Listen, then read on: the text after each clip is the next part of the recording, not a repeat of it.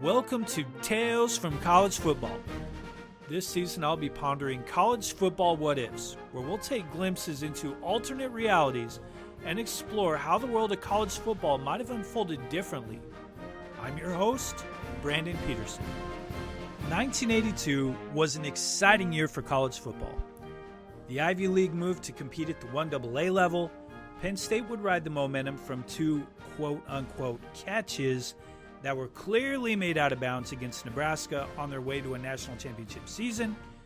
SMU was enjoying their life as a power before its 1987 scandal, and Herschel Walker won the Heisman Trophy.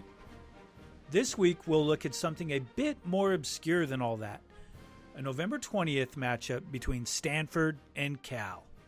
The Cal Golden Bears were enjoying a 10-0 lead behind the arm of Gail Gilbert. Cal would have two missed field goals in the back of their minds, as Stanford would mount a comeback behind the original comeback kid himself, John Elway. At the end of the third quarter, Cal found themselves behind 14-10. After some back and forth scoring, John Elway would lead Stanford on a presumably game-winning drive by putting the Cardinal in field goal range, allowing Mark Harmon's kick to make it a 20-19 advantage over Cal with only 4 seconds left.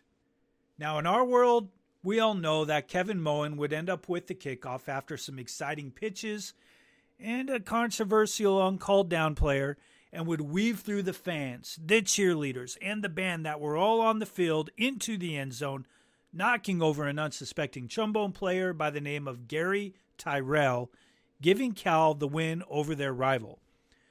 This is just another reason why they call it the big game, when it may not even have a huge impact on the overall college football season. In our episode's timeline, the Stanford band and all the fans are going to run to the center of the field, not knowing that the play is going on. Kevin Moen spins around a would-be tackler, tries to avoid running into a cheerleader when he doesn't see a charging band member, Gary Tyrrell, who upends our heroic returner. The play is over. But wait, the game can't end on a penalty. The officials take several minutes to clear the field. The quote-unquote tackle, which was made at the 50, would have a 15-yard penalty, moving the ball for an untimed down at the 35.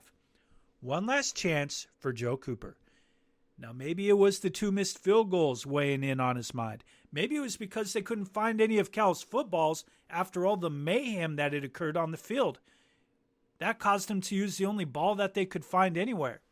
It could be a number of distractions, but either way, the snap was good, the ball is down, the kick is on the way, and it was wide right.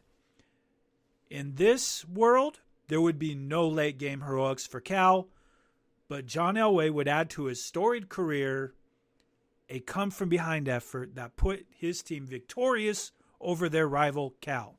Stanford, winning without the play edition of the big game, elevates John Elway's legacy at the collegiate level.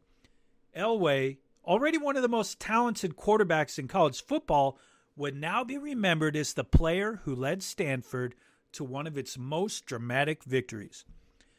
The win gives Stanford a more favorable 6-5 record in the 1982 season, potentially leading to more postseason accolades for Elway, including increased Heisman recognition, which would allow him to win the award for the greatest player in college football. Many forget that he actually really finished second that year. Without the play securing their dramatic victory, Cal's football program misses one of its most iconic moments. This defeat could cement a narrative of near misses and underwhelming performances for Cal during the 1980s, potentially leading to a further decline in recruiting and program visibility. The play was a symbol of resilience and chaos in their favor. Without it, Cal loses some of that swagger. Alumni and fans might point to this as the turning point where the program's trajectory faltered while the team continues its struggles in subsequent seasons. The antics of our alternate version of the big game would draw ire from the NCAA, who banned Stanford's band from athletic competitions for 4 years. The Leland Stanford Junior Varsity Marching Band, also known as the world's largest rock and roll band, would never regain form and would be just like every other Pac-10 marching band. All colleges would then be instructed to move the band and student sections to less preferred seating, preventing easy access to the field and less hostile crowds. Finally, the game would only provide further ammunition for fans' disdain for kickers and more fuel to the fire of this heated rivalry for years to come. Thanks for listening to Tales from College Football with your host, Brand Peterson. Tune in every other week as new what-ifs will be discussed from our favorite sport.